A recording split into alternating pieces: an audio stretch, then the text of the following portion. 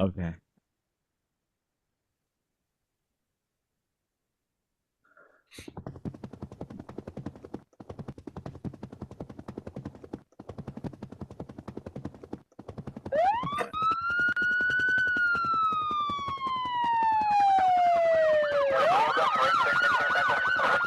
Negative K, nothing further. Just Kitty Camby in the corner. That's a direct order. Do it now. Good afternoon. Good afternoon. We are Roll Call Black, White, and Blue for Better Relations. Today is Thursday, July 2nd, 2026. Can't believe that we're in July already, but I'm here with a few of my friends. I have Dee with us. I have Jamel. I have Derek. I have Will. I have Mark. I have JT, Jim, and as I was sitting on, I think I heard Tyrone. I'll change the names on here in a second. We have a show set up for you guys, and we're gonna get started with our intro with the moment of silence.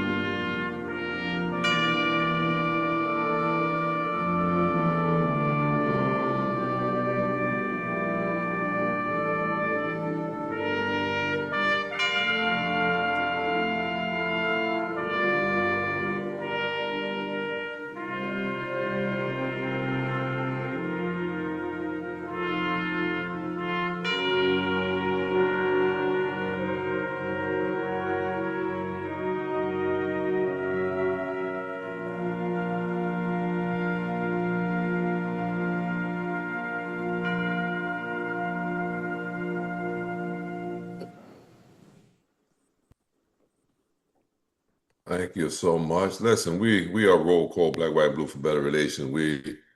We're here to speak about policing, equitable policing, and let everyone know that Black lives do matter. All lives matter, but we're talking about Black lives matter this time, and we just want to make sure everyone's treated right and justly. We're going to have Jamel give us our disclaimer. Good afternoon, everyone. Welcome to our roll call, otherwise known as Black, White, and Blue for Better Relations. Okay, the comments and expressed concerns made by members of the Roll Call Black, White, and Blue for Better Relations panel are the opinions of the individual and not offered or intended to be of legal advice, recommendations, or suggestions for listeners and or observers. This panel may display graphic videos or photographs that are integral to or spark discussion. These videos or photographs are not intended to offend any viewer or listener. A panel member will give notice to the audience as to its nature prior to displaying any graphic or sensitive video or photograph. Any graphic content displayed during the panel discussion has been obtained and shared from public social media platforms and is not the property of Roll Call. The language used by members of Roll Call and guests is spontaneous, it is uncensored, and not intended to offend the audience. Thank you so much, Jamel. We want to keep Derek and Deirdre in our prayers. We want to keep JT and his wife Orlando in our prayers. Marcel, which is David's youngest son, had surgery. We want to keep him in our prayers. We want to keep Cheech's whole family in our prayers. If there was wasn't one thing, it was another that Cheech has been going through. We're praying for you, for Cheech and his family. We're praying for my brother, Tim Butler. We're praying for all of the graduates. Mark had a grandson to graduate. I had a granddaughter to graduate. Charlotte had family members that graduated, and we're praying for all of our graduates. Today, Will is back in the office. So we're gonna have Will lead us in our conversation on today. Pray for Tyrone and his family. Just keep them in your prayers, all right? And I see Cheech is with us as well. Cheech, we're praying for you and your family. Listen, when I say I'm praying for those persons and their family, that does not mean I'm not praying for the ones I did not call. But the ones I call is almost like when we say Black Lives Matter, doesn't mean all lives doesn't matter, but we're talking about those who are in need that time. Black Lives Matter this time. So when I don't call your name, just know that I'm still praying for you because your health and your family means a lot to me as well. But I'm calling out names of those who need it right now. All right. So Will, it's in your hands. Thank you for consenting to host today. You're on mute too, so just take yourself off mute and let's go. Good looking out. Now I know that Jamel gave us the statement of purpose. And Disclaimer. so now we need No, I'm I sorry, didn't. the disclaimer. I'm sorry. Mhm. I didn't hear I you did. did. Okay, I'm Donald sorry. did it. Forgive me. Mhm. I was trying to get it up so I could monitor comments. Well, that sounds like we're ready to roll then. Welcome everyone. Thank you once again for joining us. I am your gracious host for today for the show. I got a great crew with me and hope you prepared to watch and see how we move. Let's get right into it, D. What you got next? Mhm. Okay, our first video is we have a service member that got arrested for calling for our President Trump's removal. Let's take a look at this video and then we'll talk about it. Today, an active duty service member who remains in the United States military called for the President of the United States' impeachment at the United States Capitol and was arrested by police officers. In a major act of civil disobedience, this is U.S. Air Force Major Jason Watson. This image was taken by Allison Bailey, and it shows Watson on the steps of the United States Capitol with the sign, "Impeach, Convict, Remove," referring to the current President of the United States. This is the first ever time that an active duty military service member has called for the direct removal of the President of the United States. Will the President be removed because of this?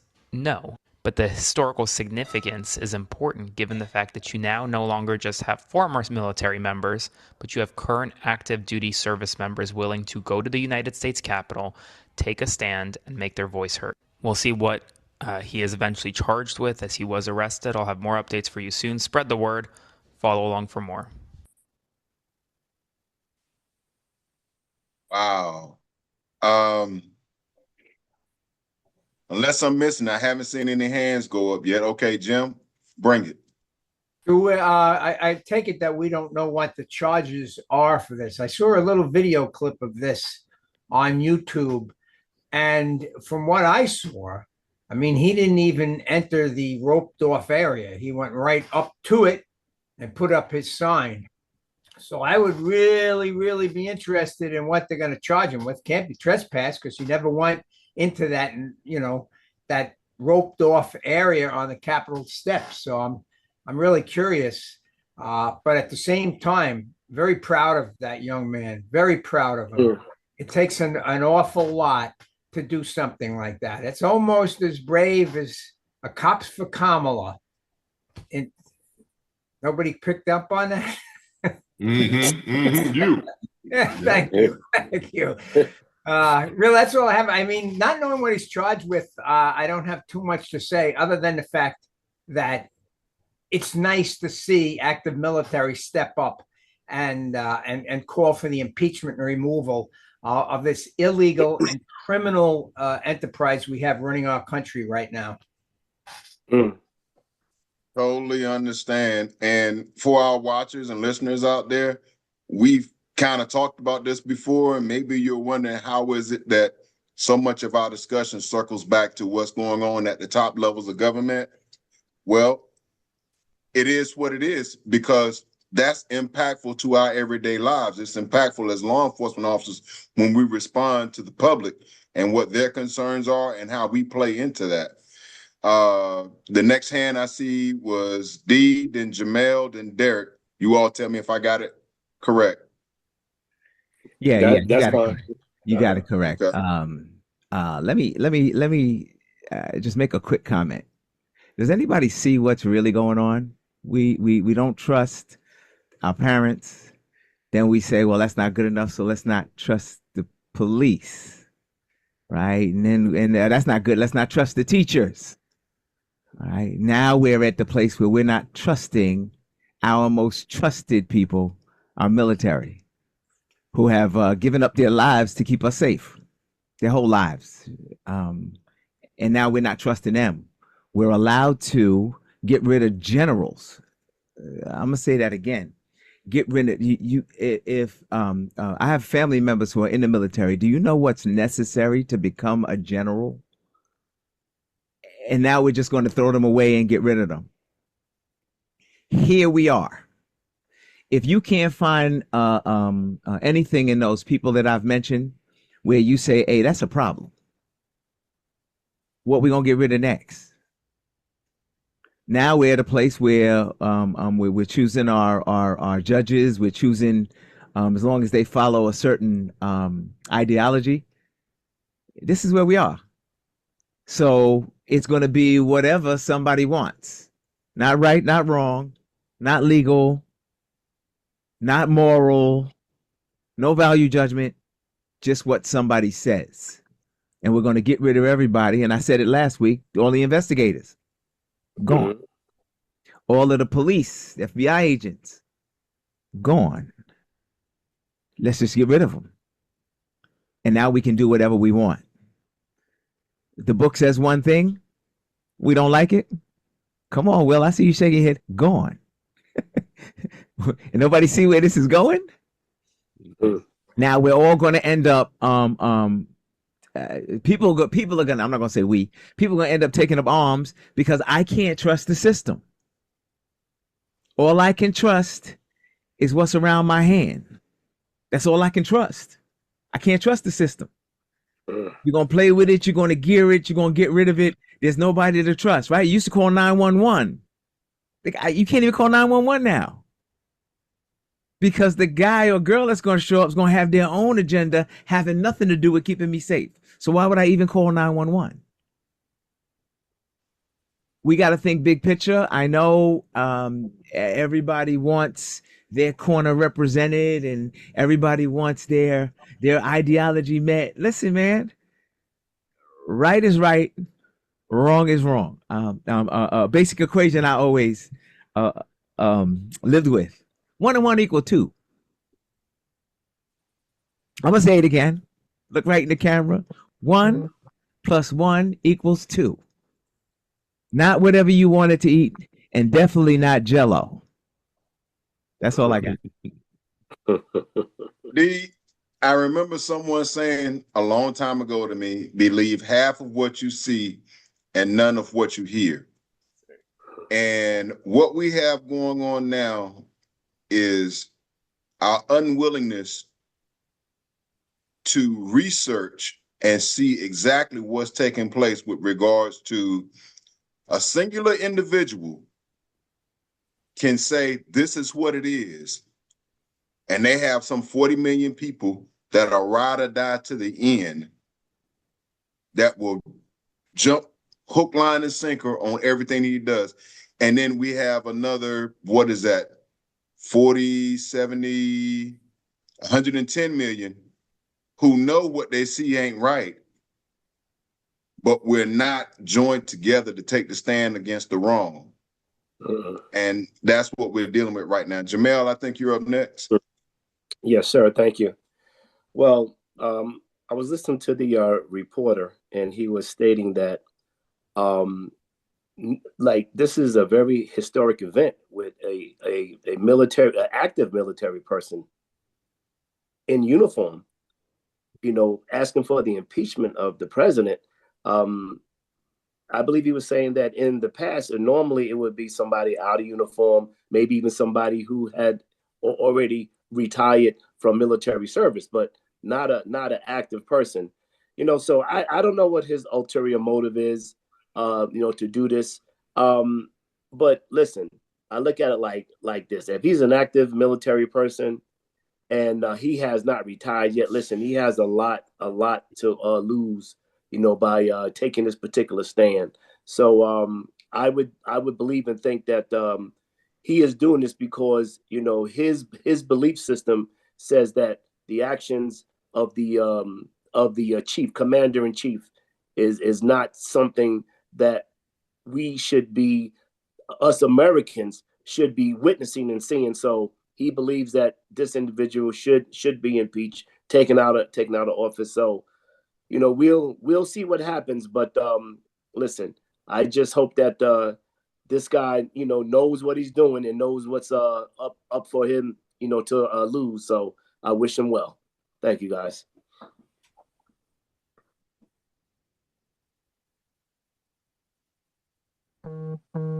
Derek, I believe you're up next. Yes, sir. I'd like to say that this was obviously a policy violation. It was a violation of the military policies and handbook or whatever. I don't understand how a policy violation gets to the point that it becomes a crime. I mean, he didn't do anything but speak his mind. And obviously the First Amendment doesn't apply if you're in uniform or if you're representing an organization. So that's scratch, but it's still a policy violation.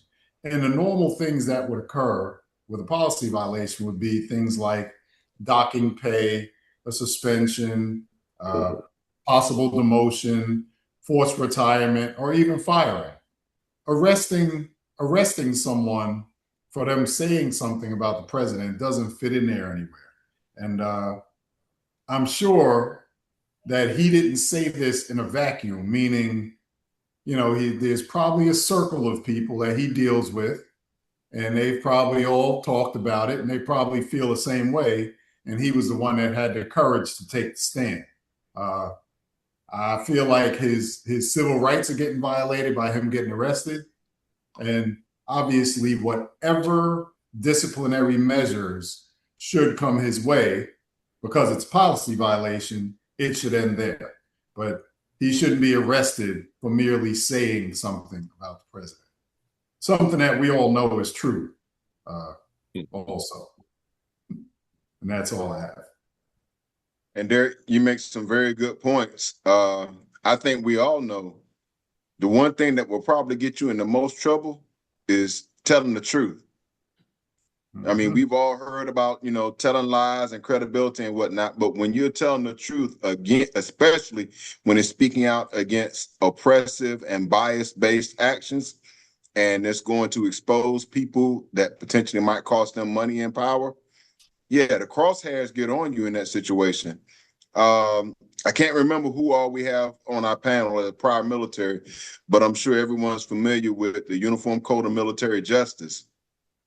And with that being the case, whatever he did under the color of uniform in that environment, local law enforcement does not have jurisdiction, or any other law enforcement outside of military law enforcement, through whatever due process they have, to take him into physical custody, particularly for what he was doing, where there is no crime that is stipulated just because he was in uniform exercising his First Amendment. Like Derek said, that might be a policy violation on the Uniform Code of Military Justice, but it's not a crime that federal or local law enforcement officers should have ever came up to put hands on him. Cheech, I think you're up next, and then JT.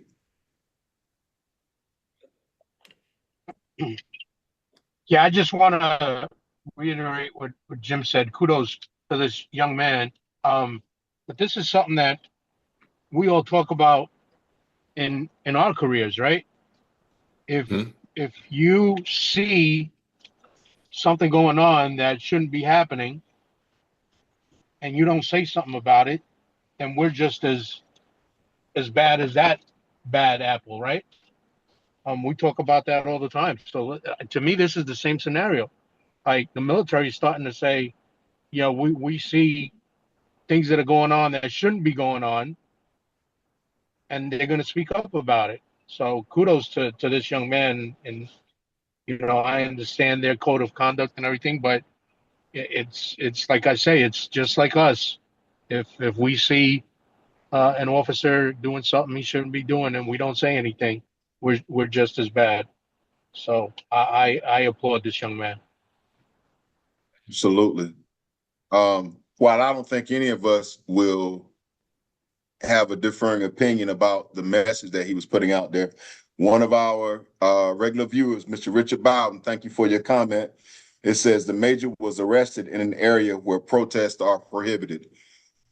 So based upon that information, if it is codified, I suppose that, and obviously that would easily fit into an area of a protest, then I guess that's their grounds to have arrested him. We appreciate that research and that tidbit, Mr. Bowden. JT, you're up.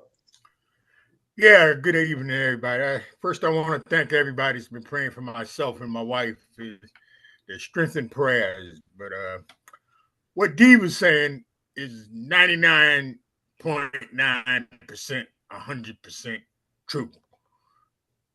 What's this going to create is other Army people, if they start protesting, not even protesting or speaking up like this gentleman did, it's going to be a problem.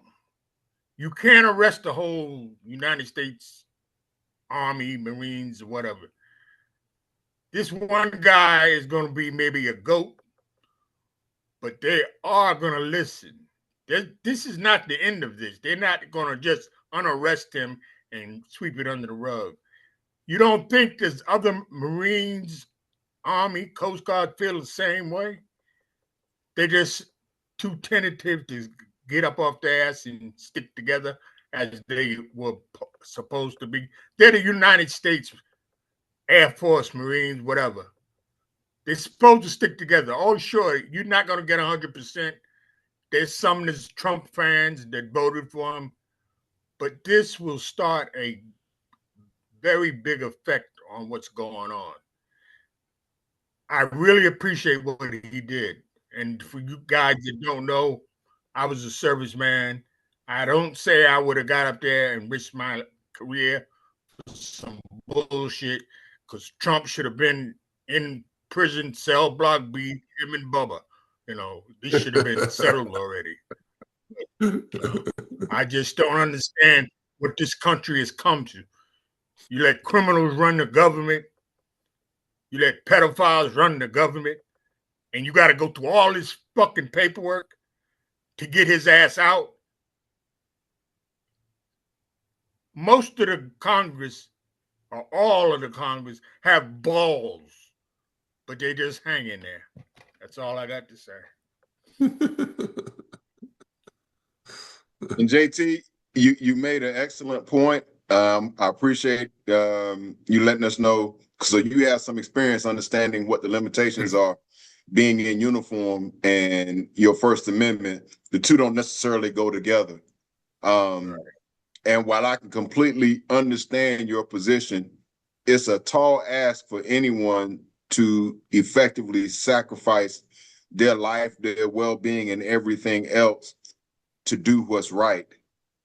But that was the calling for our profession. It's the calling for all of us, actually, but it's too many people that start weighing the cost of what it's going to impact on them personally.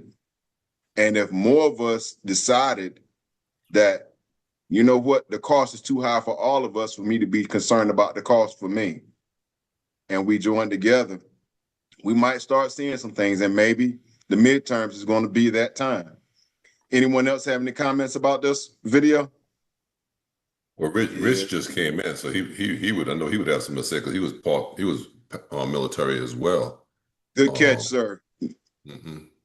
Rich, Rich. are you up to speed on what our last video was? No, I'm not. Just came on.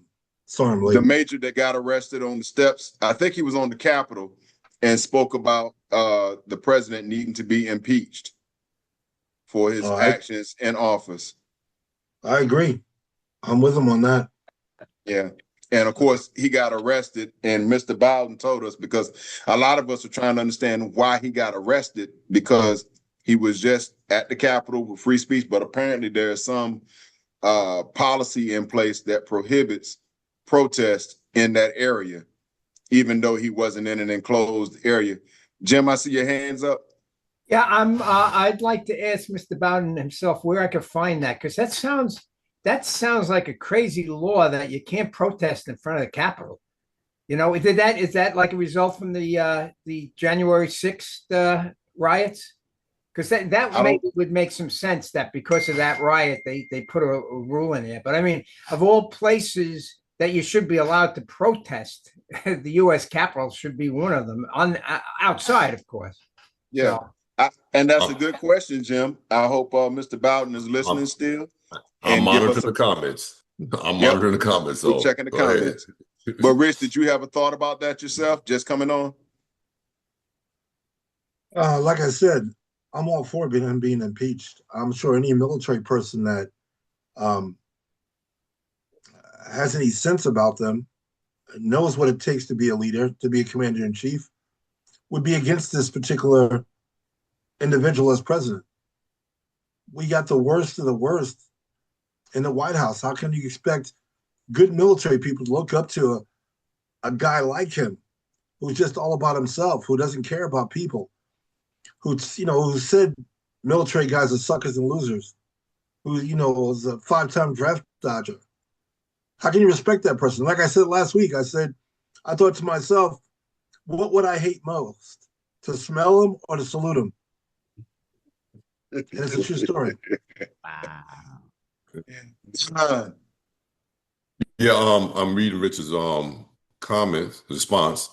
No matter who is president, there will be military members who don't like the current president. Him being a major, he should know that he won't be the only president he'll serve under. He made a permanent decision over a temporary leader. Participating in anything political in uniform is in the violation of the UCMJ. Stand by, Jim. So he's looking up your stuff also, Jim. Donald Trump, JT, in all of my 84 years, I've never seen anything like this. Like I said before, and I will stick with it. Trump is only here for the money. He already made $1 billion with those Bitcoin. His time is coming. Richard says, "Here you go, Jim," and he gave the link. I want to thank you for that, and I'll look it up as well. Thank you. But the one thing that I just want to stress with all our viewers and all, this isn't just a temporary president. This isn't just somebody that just happened by. This is pure evil. This is a dangerous man to this country that's leading the country. This isn't Republican or Democrat or conservative view versus this view. We are way beyond that. Yeah. We literally have a criminal that's making billions of dollars off the taxpayer and off our country, sitting in the White House. We had an admiral. I'll just say this real quick. There was a congressional hearing that an admiral was sitting there being questioned, an admiral, and they read the law, the military code of justice law that says that you cannot, in the military, call for a no quarter. What's it called, Rich? No quarter. Yeah, no quarters. That's it. Giving no quarter. That is against the military rules. Okay. This admiral would not say that. The senator that was questioning him said, so it's against the military code of conduct to say you cannot say we cannot grant them quarter. he would not say it. And the reason he wouldn't say it is because his boss Hegseth had said it. And so he was afraid of Hegseth, so he didn't say it. This is an admiral that has thousands of sailors under him, afraid to say what's written in the book because he's afraid of his leader. That we're in trouble, guys, with this. That's all I got. Jim, you are 100% correct. I see Rich's hand went back up real quick. We'll welcome CJ. Appreciate you joining the crew today. What's going on, lady? Rich, what's your thoughts, my man? I just want to say this last thing. Me too. The military watching this individual with a war of choice, causing military members to die. You know, you take that oath to serve. You're willing to put your life on the line, but you expect that the people that are sending you into harm's way would be doing it for the right reasons, you know, and making decisions that are like a last-ditch effort to put military members' lives in jeopardy. As we know, how many have died so far? 13, 14 service members that we know of, and I think the numbers are going to be different. So many have been injured on a war of choice. You're not going to find a lot of military people that respect that. As he handcuffs all the generals and admirals, and Hegseth talking down to them as he's not even qualified to shine their shoes. It's a bad situation for the military. I really, like I said, a friend said his child was going to graduating, was going to go into the service. I said, tell him no, go to school. I would not go into the military under this person that's in charge now as the commander-in-chief. No way. I wouldn't recommend anybody sending their children into the military at this point. I wait till this cancer is removed. That's all I got. Thanks. Wow. That's a real strong point and one that's well received, Rich. If there are no other comments on this topic, D, we ready to move to the next? Yeah, this is a great segue into our next topic. It's almost like we planned it, huh? Let me say first before we get started, there's a reason we thank Rich for his service and we thank JT for their service. There's a reason that every sports event, every event you have to take a moment. There's a reason at the beginning of this show we do a moment of silence. There's a reason for that, because those people, this major, all these guys that serve, need a moment of respect no matter what we're doing. That's the problem with what's going on with our military now. There's no respect. This is segueing us into the next video, which is of a trooper in Massachusetts. Now, all of us sworn as law enforcement officers, there's a reason we swear and take an oath, right? Everybody that's running all of these agencies now, they ain't swore no oath to nothing. Not really. They haven't raised their hand as a 21-year-old. And I'm going to tell you what swearing an oath is. Raising your hand as a 21-year-old to do the right thing. I'm going to cut through all of the wording to do what's right, no matter what uniform I'm wearing, no matter what color I'm. When Don calls, I got a signal, I need help, I got to go. When Jim calls, I don't care what color, who you are, where you're from. That's what service is. We've got people not serving. They are acting out their personal whatever and calling it a job. This next trooper, feel qualified to talk about this, was a hands down racist. And I'm going to tell you how the only way they found out.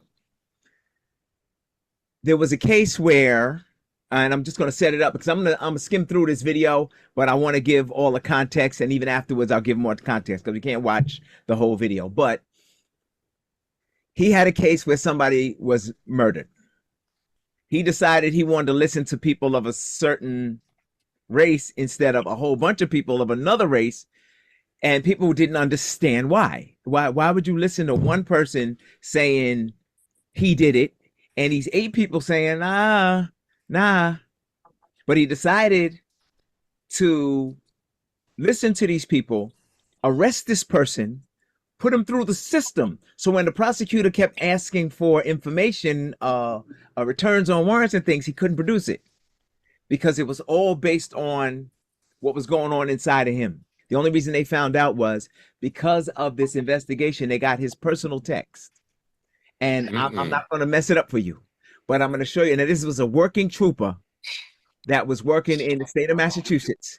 These were his working texts and some of the things he was saying about. Somebody's mic is on. Let me share this. Take a look. I'm going to skim through some pieces just so you get the gist. This man used to be a lead investigator for the Massachusetts State Police, but he's now been fired, and many of the cases he led over the last 20 years could be re-examined because of some text messages he sent from his private phone that have now been revealed. And I'm not a lawyer, but child, this is one of the cases we should all be paying attention to, because in about 5 to 10 years, this one is definitely going to be a documentary on somebody's streaming service. So tap in and let me fill you in on the recap. Okay, so to tell you the story, I first need to tell you about this man.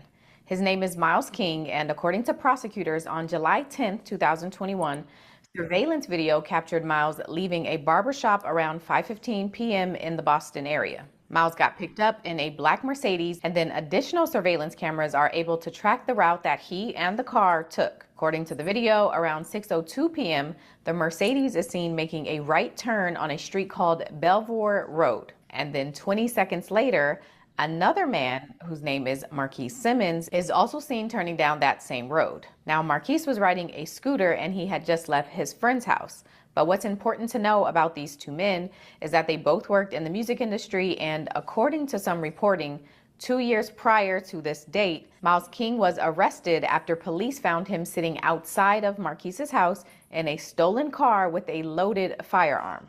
So back to July 10th, after they both have turned down this road, according to video surveillance footage and some witness statements, a black male wearing a hoodie and appearing to be reaching for something in his pants is seen running across the parking lot of a school around 6:06 p.m. And then 1 minute later at 6:07 p.m., that same man is seen running away from that school. And then a black Mercedes is seen speeding away from the area. Now, seconds after the Mercedes speeds away, multiple 911 calls start coming in to report that a man had been shot on Belvoir Road and is laying on the ground. When officers arrive on the scene, Marquise Simmons, who had been shot in the left shoulder, was struggling to remain conscious, but before he passed out, law enforcement asks him who shot him, and according to officers, he replied, quote, Mizzy Cash. Marquise's mother, who was also on the scene because the shooting happened right in front of her house, told officers that she heard her son say, quote, he said he was going to do it. He said he was going to do it. Marquise was transported to the hospital, but despite doctors' best efforts, around 10 p.m. that night, 25-year-old Marquise Simmons succumbs to his injuries and is pronounced dead. Now, the lead investigator assigned to this case is Michael Proctor. And based on the surveillance footage, Marquise's alleged last words, Proctor identifying that Myles King's nickname, or the name he goes by as a rapper, is Mizzy Cash, and that black Mercedes being identified as Myles King's girlfriend's vehicle, Michael Proctor ultimately concludes that 21-year-old Myles King is responsible for the murder of Marquise Simmons. And so Myles is arrested and charged, and when he requests bond, it gets denied. Now, Myles King happens to get this woman as his attorney, and her name is Rosemary Scapaccio. And if you've seen the docuseries on Netflix called Trial 4, she may be familiar to you because she was in that documentary, and she's responsible for getting this man, who spent 22 years in prison for a crime he didn't commit, exonerated. She's basically a badass, and you should definitely watch the documentary. Okay, stand by. I'm going to stop it right there because we're going to get a little long, but I want to fast forward to you. I'm going to tell you quickly. This woman was the one that got his text messages before the feds decided to delete them. That's a story we'll talk about afterwards. But I want you to, in this next case that's coming up, I want you to see what he said about a woman that he arrested. So I'm just going to fast forward it a little bit. That Myles King committed this crime. The problem is he didn't. Do you remember asking Trooper Proctor for the search warrants that he did in this case? Yes. And the affidavits accompanying the search warrants? Yes. And did he provide them to you? What I received was a partial affidavit for search warrant. Copy that. Did he provide them to you, yes or no? Some. Okay. And so when did you ask Trooper Proctor for the search warrant? In July or August of 2021 when they were filed for. Okay. And when did you get all 6 search warrants from Trooper Proctor? I didn't get all 6 search warrants. You did not? I did not. Okay. So you got 4. So we'll stop it here quickly. They all asked for search warrant. He couldn't produce them. And then he's on a stand in this other case. Let's take a look. Karen, he sent some pretty disgraceful text messages about her. This is another case. Yep, so these came from me. From all accounts, he didn't do anything wrong. She's a whack job. C-U-N-T. So don't spell it. You have to. So these are your words, Trooper Proctor? Yes, Your Honor. Go ahead and say them. Yes, she's a babe. Weird Fall River accent, though. Okay. Number ending in 4146. Question is that chick a smoke? I respond EH. I respond again, nut bag, as Chief would say. I also respond with she's got a leaky balloon knot, leaks poo. Again, unprofessional comments I should not have made, and that I'm not proud of. Trooper Proctor, explain to the jurors what a balloon knot is.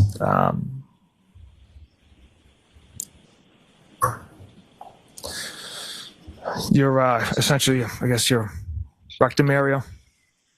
Your anus? Yes. That's what you were referring to about Miss Reed? Yes. And you were making fun of her because you believed at that time that it leaked? That's how you were treating Miss Reed? Yes or no? Yes. You followed that up with the phrase leaks poo, didn't you? I did. Again, another reference to Miss Reed's medical issues and medical conditions, correct? Correct. Specifically focused on her anus, correct? In reference, yes. Were you aware at the time that you wrote this that Miss Reed had suffered a colectomy surgery, very serious surgery? I was not, sir, no. Were you aware that she had had 10 surgeries in 18 months, several years prior? 10. I was not aware of that. So, because of the messages discovered in Karen Reed's case, Rosemary Scapaccio and some other defense attorneys begin to wonder if there are also messages about their clients in Michael Proctor's phone. Proctor called a white woman the C word. What do you think he's calling black and brown people? All right, stand by. I'm just going to fast forward to this last one because I want you to see what he was writing about African Americans at this point. Take a look. Why is anyone protecting him? Because the public should get to know exactly who he is and what he's done. So, in the last week or so, the messages from Proctor's phone have been released. I'm telling you now, they are racist and disgusting and bigoted and infuriating. And I'm about to read some. For example, in one message in Proctor's phone, after telling one of his fellow officers about a car accident, Proctor followed up by saying, quote, "Actually, take your time. I saw a N-word was involved, so I wouldn't rush if you're working. Let them die." In another message, Proctor texts his friends, quote, "Literally 99% of the people I meet, see, and deal with. Dudes went into Canton High this morning to get a transcript and saw more N-words in 10 minutes than the 4 years I spent there combined. Everywhere I looked, there was monkeys running around. I wanted to ask the woman in the guidance office, where were all the white kids? Where the F did all these nigglets come from?" Nigglets. In another message about college football, Proctor texts, quote, "You noticed that N-words headband from A&M? It said something like, 'Cash me out.' Would have been nice if they were still our slaves. Then I wouldn't have to go pick up Bertucci's. Hey, N-word, go fetch Bear his wings and pizza." For context, Proctor's nickname is Bear, so in that message, he's referring to himself in third person, I guess. In another message, Proctor said, quote, "America sucks. Hitler was really onto something. Then the effing US had to step in and ruin it." In another message, Proctor said, quote, "Detroit should be destroyed along with places like Flint, Michigan. They are breeding grounds for N-words to run wild." All right, well, let's leave it right there. It actually gets worse if you can believe it or not. Just so you understand, just for a little context, I'm sorry, Will, I don't want to jump you, but just give a little context. There were 20 or so cases. The feds had his text messages for that one case, that Miss Reed. They were about to get rid of all of these. The feds knew this and were going to get rid of all of these text messages. The lawyer went and sued and got all the text messages, and it ended up being 20 or so cases that now, that's why it seemed like I was jumbling around a little bit, that now he was, this lead investigator, if you will, was involved with. These were his text messages on his phone while he was investigating these cases, speaking about these cases to other police officers who apparently were okay with it. Cause I mean, you only get one niglet if you're talking to me, just one. But that's me. So it must have been okay for him to speak like this. And this is the way I want us to take from it. This lead investigator was operating. He was operating in that one case in the beginning that I skipped from. There was one person who was not of color that said, yeah, they saw this thing happen. This is what it was. But there were 10 other people who said, no, that's not what happened in the alley. Didn't happen that way. He totally ignored the 10. That's why he couldn't produce. Remember when the judge was asking him for the returns on the warrants? That's why he couldn't produce that information, because there was none. And that's how this one case ended up getting caught. So I just want to give you some context, because the video is about 30 minutes. I couldn't run the whole video. Just want to give you some context that this is the level of people that are now working. That's why we're here, because these people are working and they're having these thoughts. We say, well, it don't have nothing to do with your job. That was personal. It is. It is. It can't be. We all know. We all know we had to forget what color we were. We had to forget where we come from, where we were, and to do our job sometimes. I got to do my job. My job is my job. I can't factor in any personalities. And he was operating his job. And all of these cases are now coming up, and they're going to get dismissed. And he got fired. I think he should be locked up, but that's just me. That's all I got. I just want to give a little context. D, we appreciate you putting that together for us to give us an appropriate context. I see we have one hand up. Give me, if you'll allow me just a moment. In our profession, parent company is a Macy's. If there's nothing else more important, it is our credibility. And our credibility is directly connected to our character. That isn't to say that somewhere along the lines that we may make poor choices. But there's a difference when you move in a space that is linked to your bias, and it is as direct as this gentleman, and you are impacting lives based on bias. That is the layman's terms for racism. And when you have people that know about this character flaw that you have, and they don't speak on it, they become complicit in everything that you do, which is to say that they have to own it as well. And it's a space that when we go there, it's difficult not to be angry, but we have to pull back. But I'd be lying if I told you all I wasn't angry. With that, we got Derek, then AC. Yeah, I'm not surprised. This behavior is, or these feelings are more prevalent than many of us would think. A lot of guys can't say these things around certain people for fear of physical retribution. And, and they know that there's certain people that'll fuck them up if they overhear it. So they can't say it around everybody. But it's very, very prevalent, and it's often from the top down. With NYPD, I saw it regularly, especially when Giuliani was the mayor. We actually had an incident where an officer, Desmond Robinson, an on-duty officer, was shot by an off-duty officer.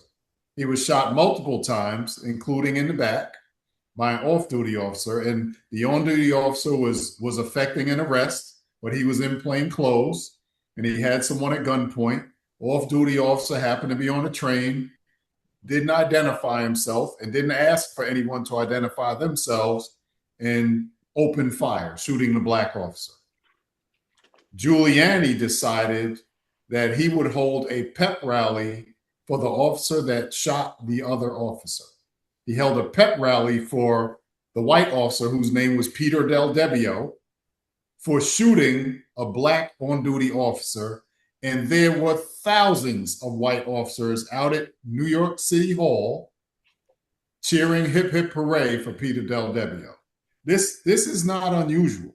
Obviously, it's unusual that he got caught or that it was exposed, but it's not unusual, and it doesn't surprise me at all. But yeah, there are countless things that I could point to that I've experienced and seen personally working around a department that was predominantly white, and it's unfortunate. It's not going to change. So I'll just leave it there. And Derek, your point, I certainly is not lost. I look at it from this perspective. There's a lot of people that would say what we're doing here, black, white, and blue for better relations, that there's no need for it. That it doesn't matter what your skin color or your race or your ethnicity is, that we're all equal. Well, no, we're not. Yeah, we're not seen that way. No, And and the there's history another- of this country and the history of this country and how it's impacted different demographics. If you think of it in terms of a race, you've never had the same start line. So you can't possibly say that we all have the same opportunities. That's right. That's right.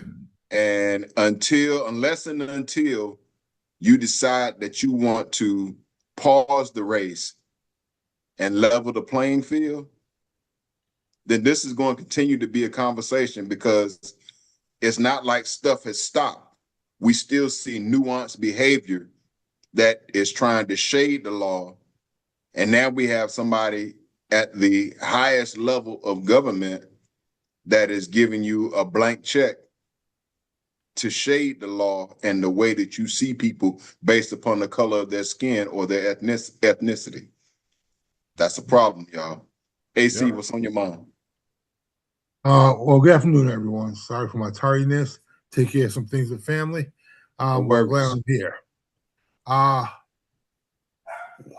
I came on the job like right after college. I was surprised they gave me a gun, to tell you the truth.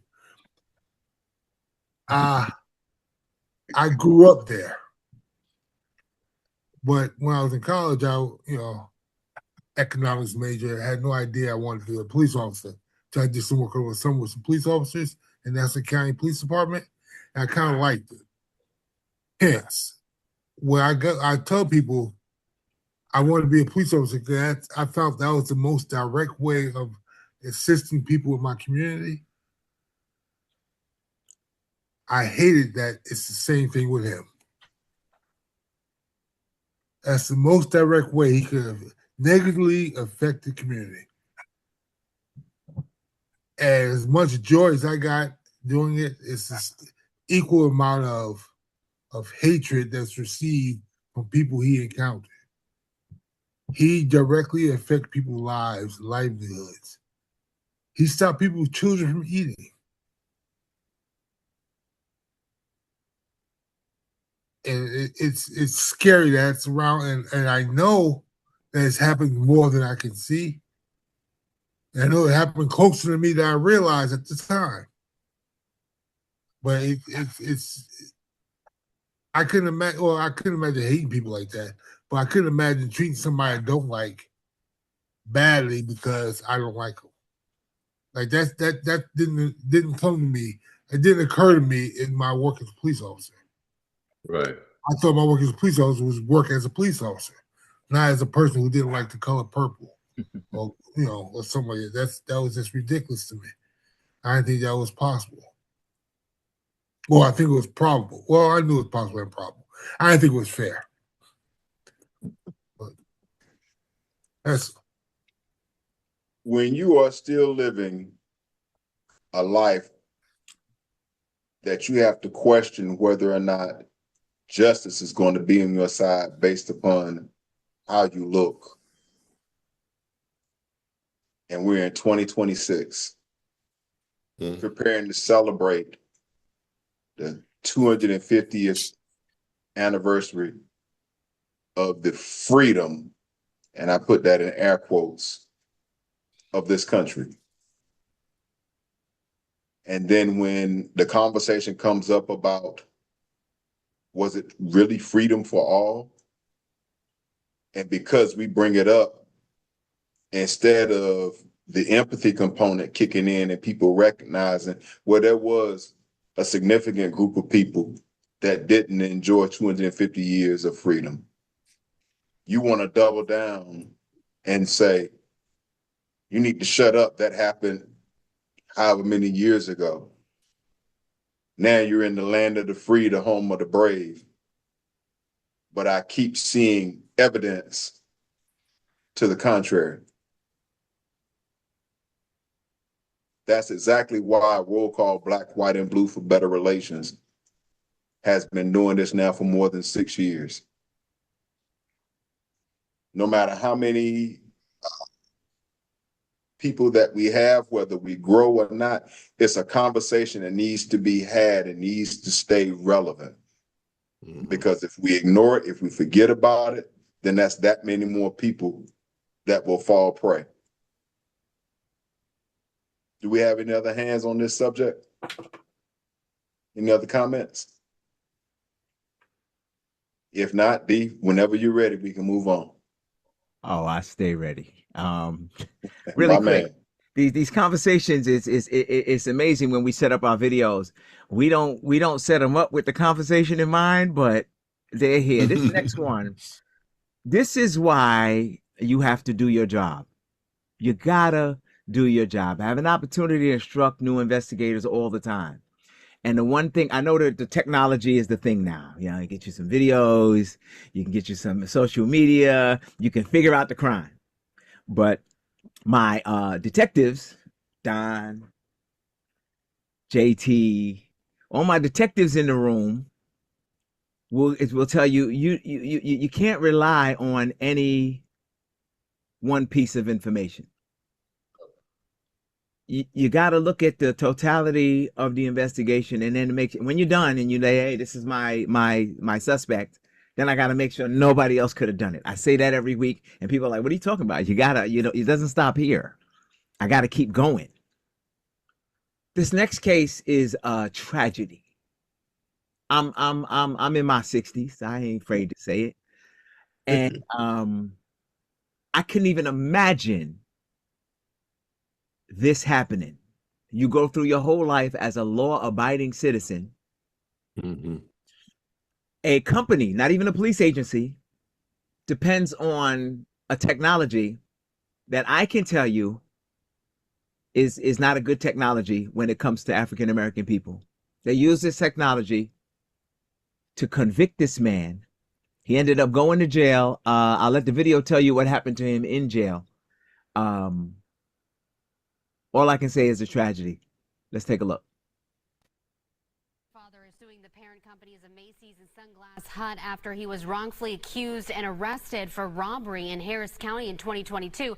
But that's just where the story begins. Fox 26's Anthony Antoine spoke with the victim's lawyer. He joins us now with those details. Anthony. Well, faulty facial recognition software is at the heart of this case. 61-year-old Harvey Eugene Murphy Jr., a grandfather, was taken to jail because the technology pinned him as the primary suspect for that robbery.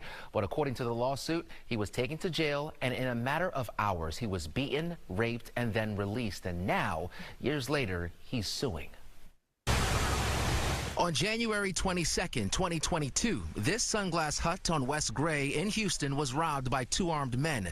The employees inside were threatened at gunpoint and taken to the back of the store while the suspects stole money and several pairs of glasses. Sunglass Hut may not have access to facial recognition software, and so the documents show that they took the video to Macy's, who then used his features to determine that he was the one that had robbed the Macy's before and identified him as Mr. Murphy and told Sunglass Hut. Daniel Duco, the lawyer for 61-year-old Harvey Eugene Murphy Jr., who is from Houston, says his client was in California at the time of the crime. Murphy Jr. eventually moved back to Texas for work in October of 2023. And he goes to the DMV to get his driver's license renewed. And the police officer comes from around the counter and puts handcuffs on him and arrests him. And that was the beginning of a life-changing ordeal. Murphy was taken to jail for multiple felony warrants for the robbery at the Sunglass Hut. Court documents suggest the store employee was also prepped by the company and identified Murphy as the robber, with facial recognition playing a key role in his arrest. Murphy gave officers his alibi. It checked out, and he was told he would be released. While he was being held in jail, he was going to use the restroom. He was beaten, sexually assaulted, raped. Because of the nature of the alleged crime, lawyers say Murphy Jr. was put alongside violent criminals. 3 men followed him to the bathroom and raped him with a shank pressed against his neck. He was released and the case was dismissed. He is now suing the parent company of Sunglass Hut and Macy's for using the facial recognition software that led to his false imprisonment. The dangers of using this technology is also outlined in court documents. I know for a fact that studies have showed that African Americans have a high rate of false positives based on facial recognition software. I also know comparing people who are older with pictures of them, of other people when younger, so age gaps have a very high rate, up to 90% of false positives. According to his lawyer, Murphy has long-standing physical and psychological injuries, and he is now coming forward to raise awareness and hopefully prevent this from happening to someone else. Now, I want to note here the Houston Police Department and Harris County is not named in this lawsuit. It's a long list of people here, and they're not one of them. Murphy's attorney also believes the parent companies for Macy's and Sunglass Hut are the real people at fault here, and they are suing for $10 million.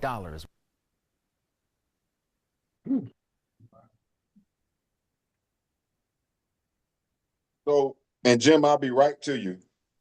But as I can't remember if it was Dee or Derek,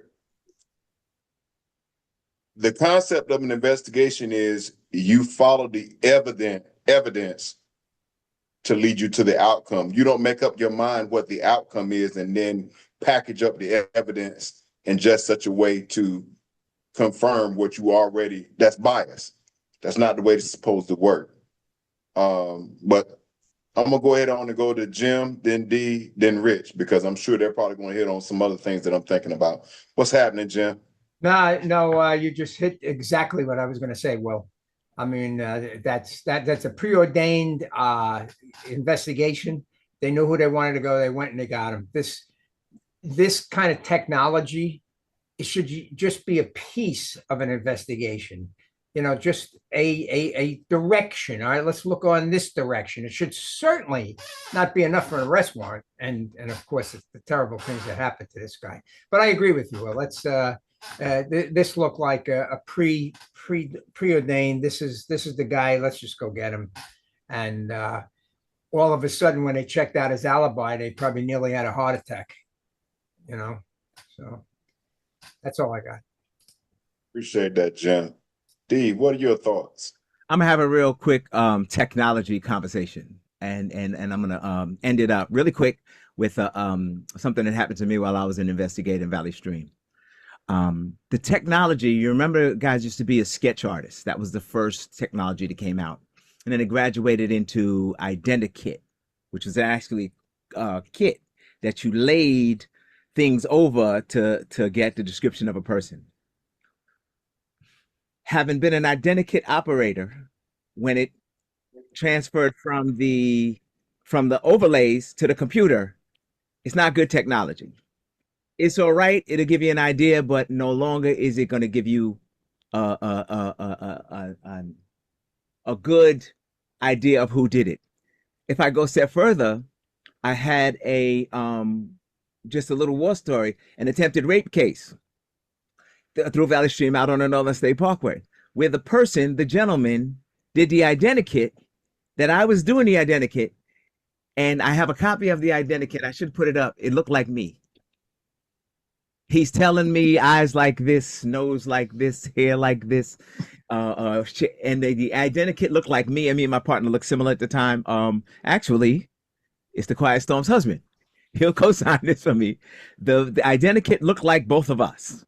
And we looked at each other and we went, all right, look, we got to look into this. And it ended up being a falsely reporting. Saying that to say, we can't rely on technology if you're not going to do the police part of the police work, detective part of the detective work. You can add that in. I love that.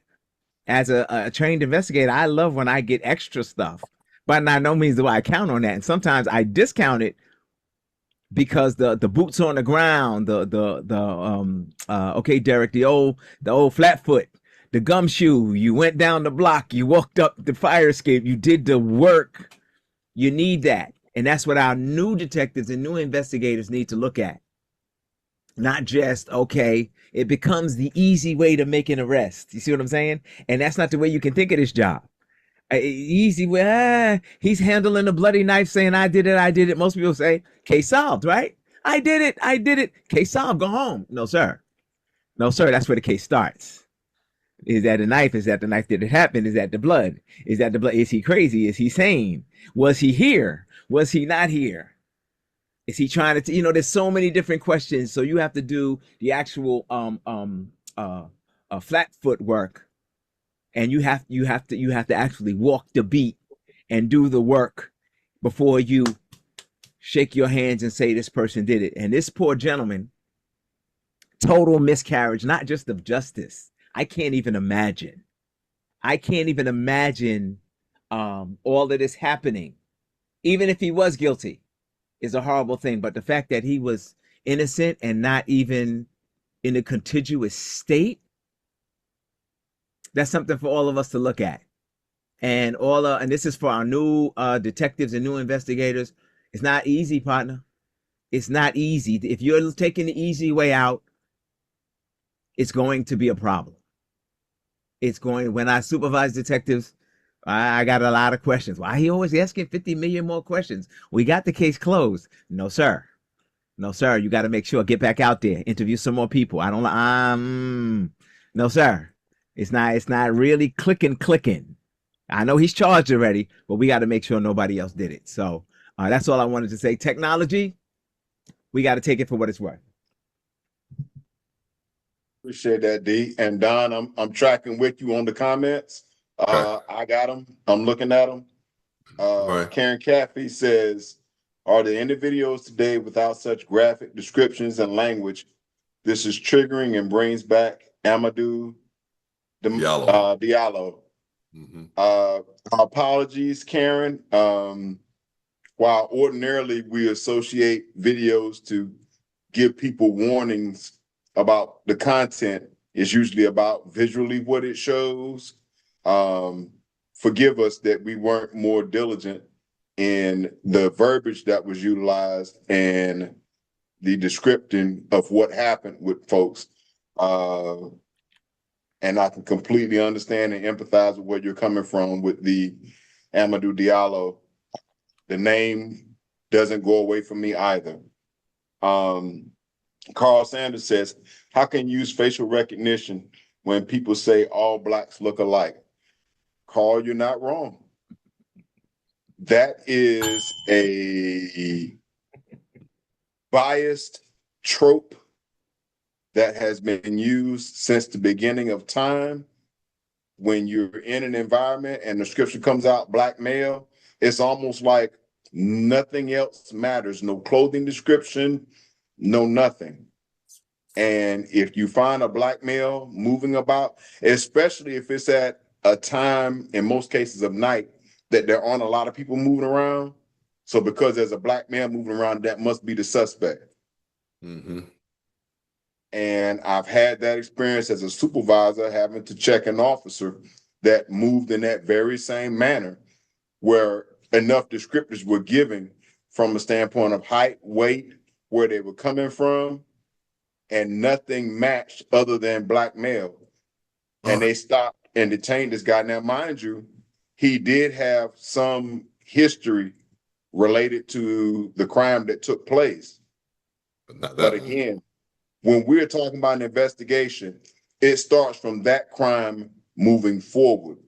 Your history of that behavior becomes a component if and when the evidence shows that you were guilty of that crime. And now we're talking about sentencing.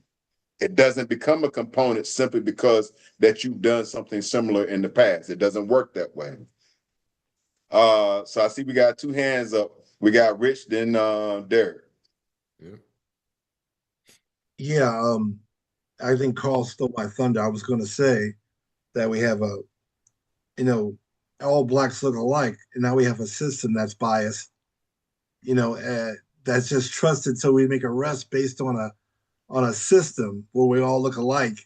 It's so sad that that's allowed to happen, that we don't do any other, just like Dee said, we don't do the work to follow up on what the technology says. That should have been something else confirming that individual. I don't know how they could go through without some other confirmation besides the system identified this person as the suspect.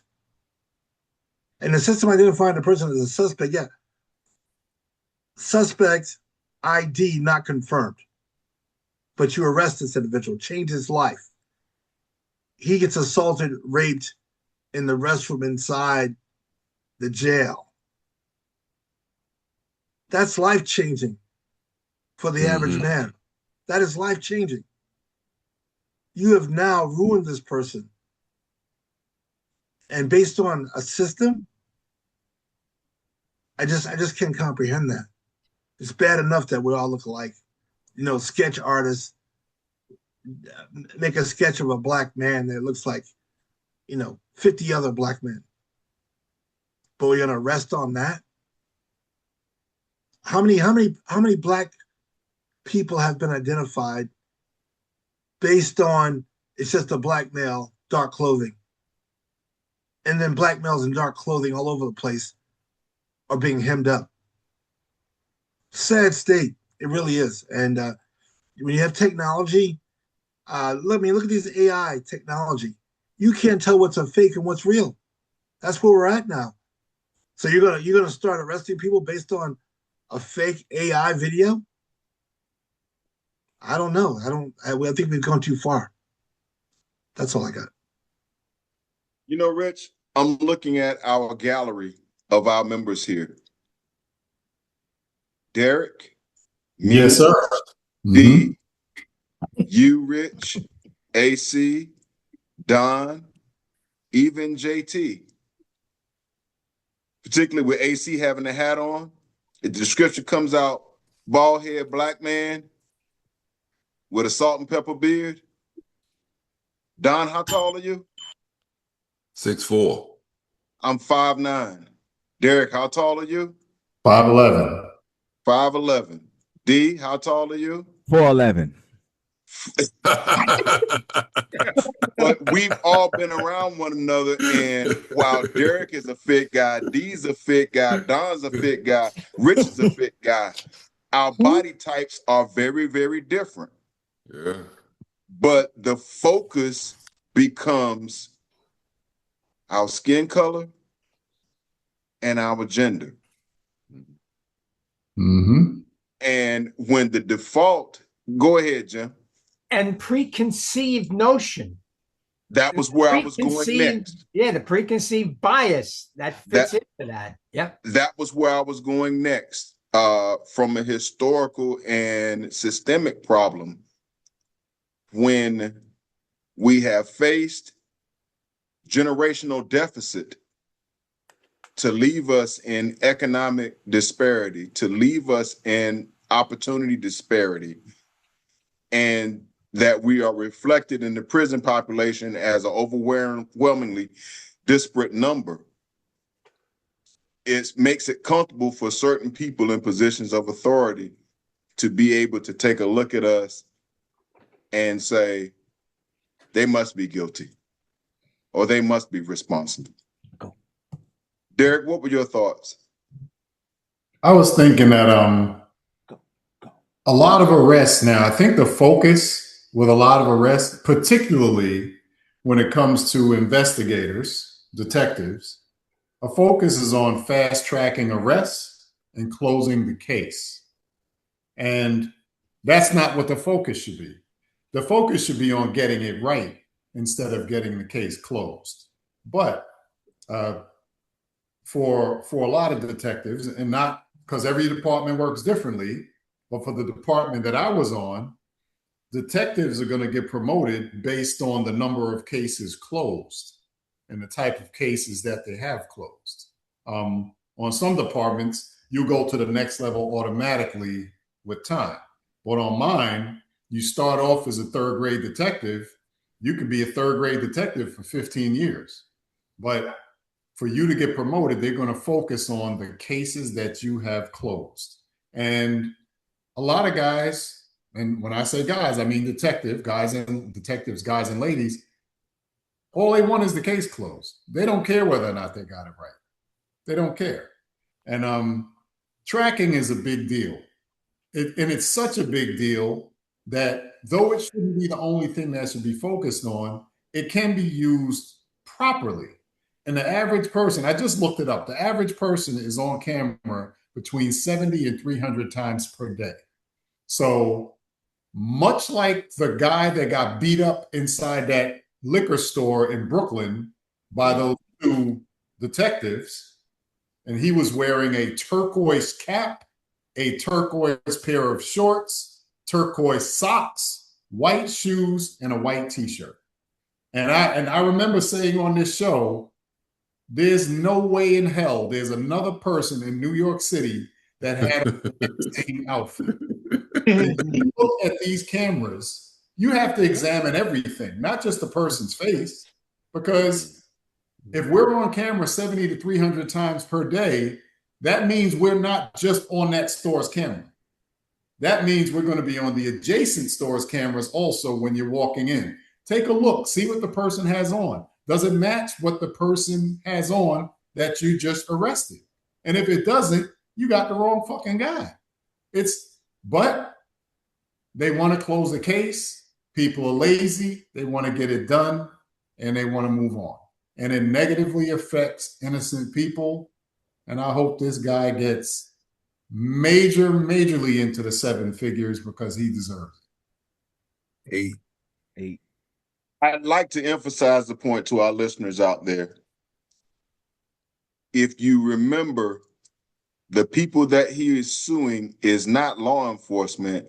It is these private for-profit entities. Sunglass Hut, who had the footage Macy's. And went over to Macy's, who had some sort of facial recognition equipment that Sunglass Hut gave Macy's their footage. Macy's utilized the facial recognition equipment to identify this guy as a suspect. Now, we've already touched on the fact that law enforcement took that as prima facie evidence to arrest this guy.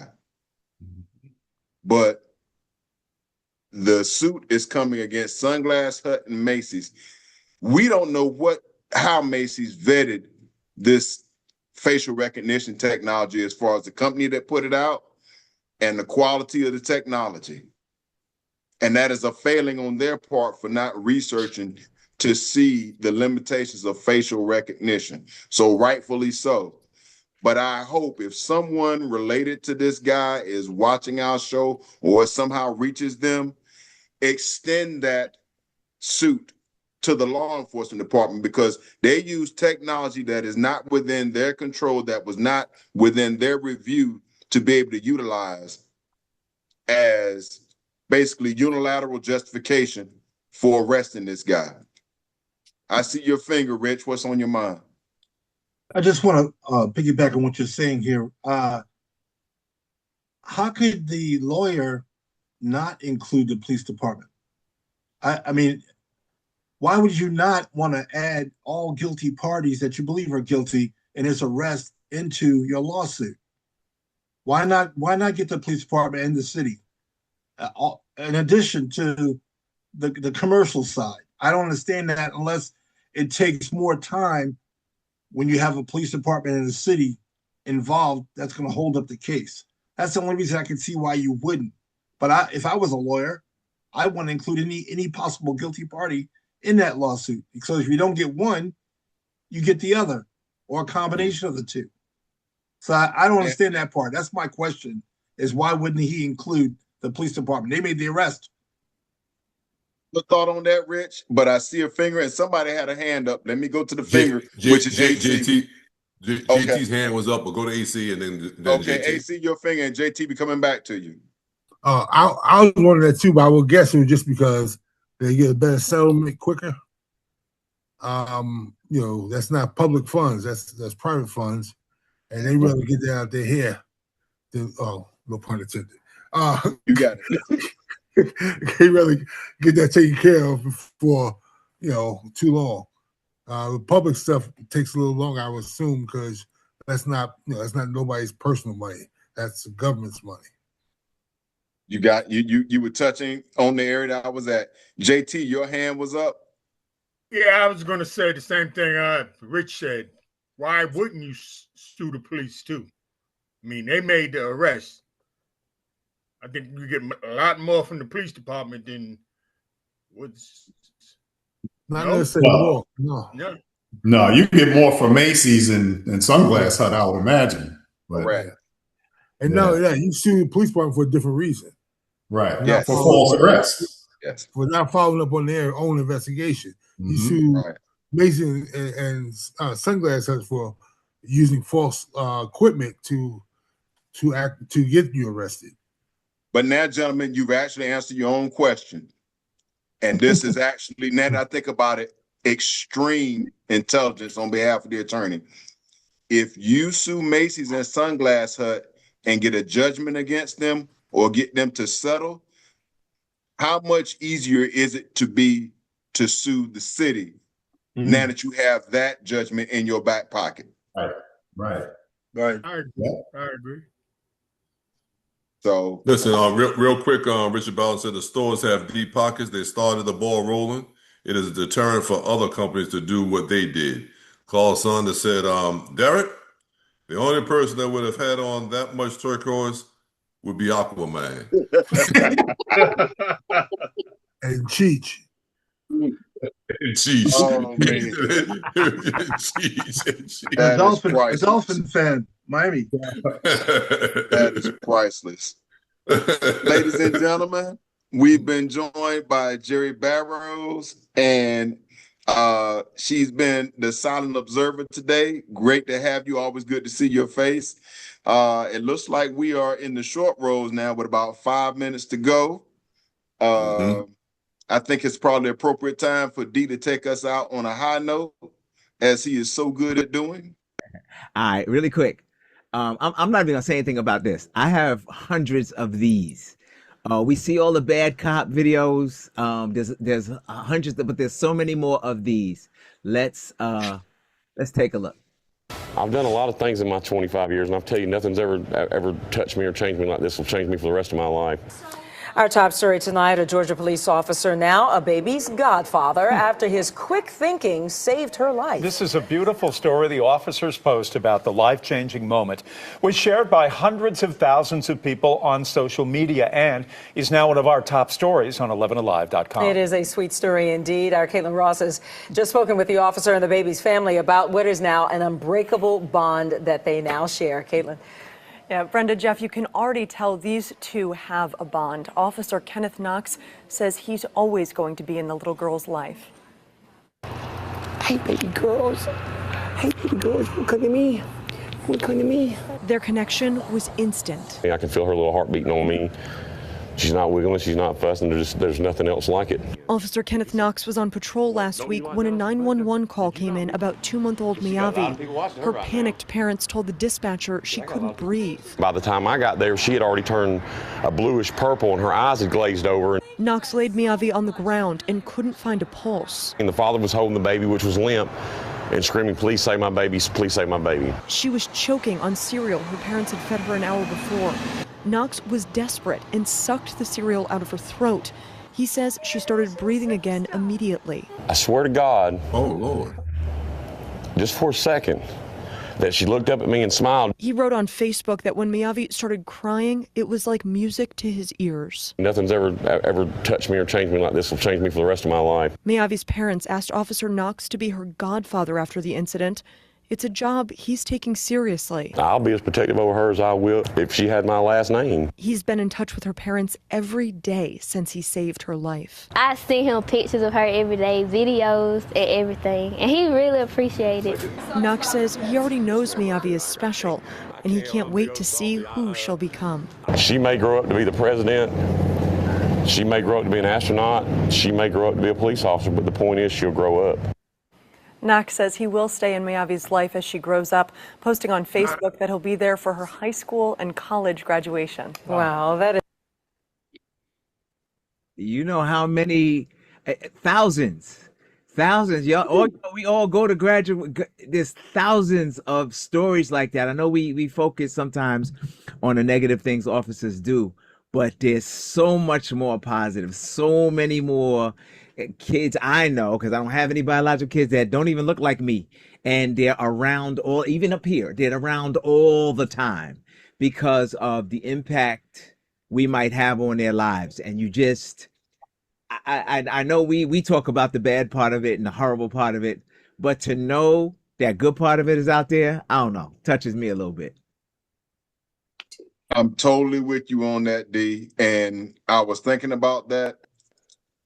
A lot of the stories and the videos that we show are representative of some not so positive circumstances, but I think we can all agree that when you're talking about going through life, you learn a lot more from the failures and the trials than you do from the successes and the tribulations.